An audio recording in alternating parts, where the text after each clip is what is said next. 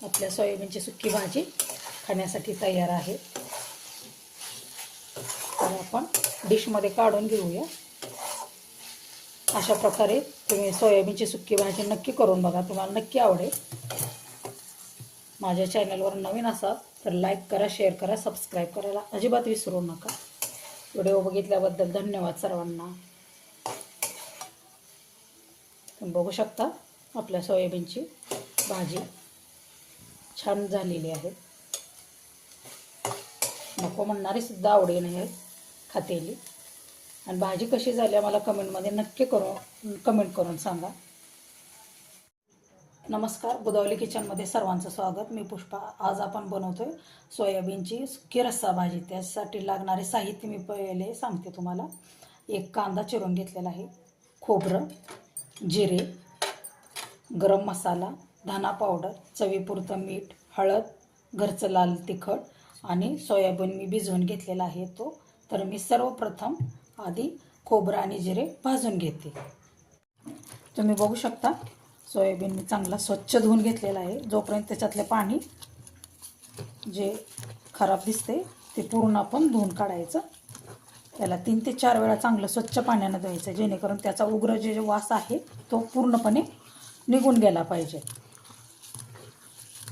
अशा प्रकारे मी 4 वेळा चांगले स्वच्छ धुवून घेते। सर्वप्रथम मी खोबरं चांगलं भाजून घेते।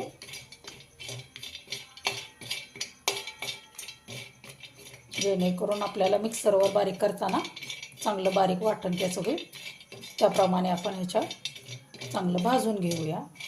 आपल्या भाजीला खमंगपणा येण्यासाठी भाजायचं।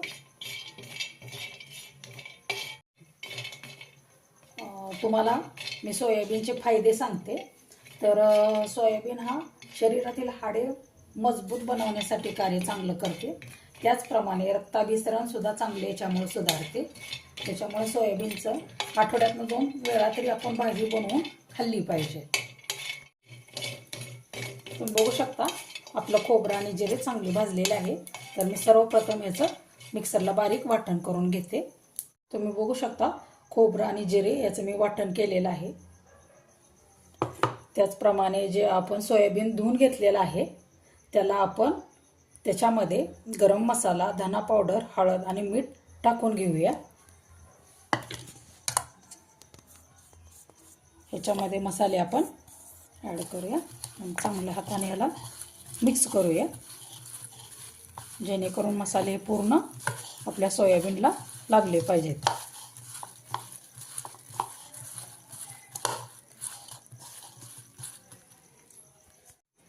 तेल गरम झाले तर आपण फोडणीसाठी कांदा चांगला भाजून घेऊया।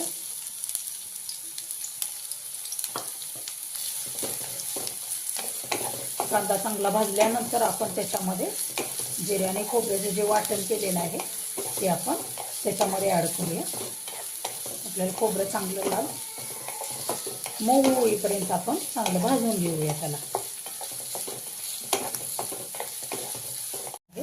तर आपण जिरे आणि खोबरं याचं वाटण केलेलं आहे ते त्याच्यामध्ये ॲड करूया।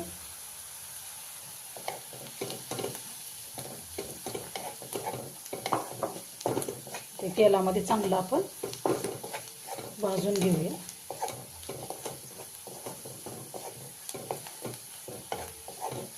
आणि आपण जे सोयाबीनला मसाला लावलेला आहे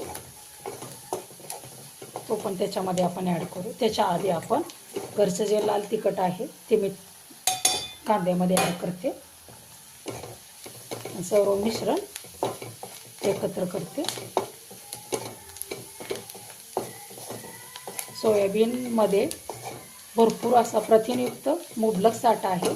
त्याच्यामुळे सोयाबीन हे शरीरासाठी फायदेशीर आहे। हे मसाला लावलेलं सोयाबीनच्या मिक्स करून घेते मी।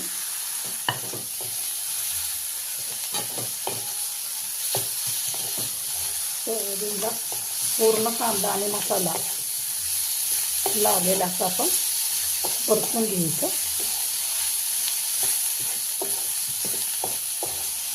तुम्ही बघू शकता सर्व मसाला आणि कांदा सोयाबीनला चांगला लागलेला आहे।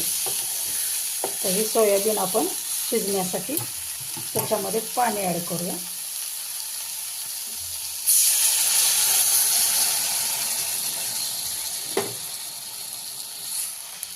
आणि ह्याला 10 ते 15 मिनटासाठी आपण शिजवायला ठेवूया. आपल्या सोयाबीनची सुकी भाजी खाण्यासाठी तयार आहे. तर आपण डिशमध्ये काढून घेऊया. अशा प्रकारे तुम्ही सोयाबीनची सुकी भाजी नक्की करून बघा, तुम्हाला नक्की आवडेल. माझ्या चॅनलवर नवीन असाल तर लाईक करा, शेअर करा, सबस्क्राईब करायला अजिबात विसरू नका. व्हिडिओ बघितल्याबद्दल धन्यवाद सर्वांना. तुम्ही बघू शकता आपल्या सोयाबीनची भाजी छान झालेली आहे. नको म्हणणारी सुद्धा आवडेल हे खातेली. आणि भाजी कशी झाली मला कमेंटमध्ये नक्की कमेंट करून सांगा.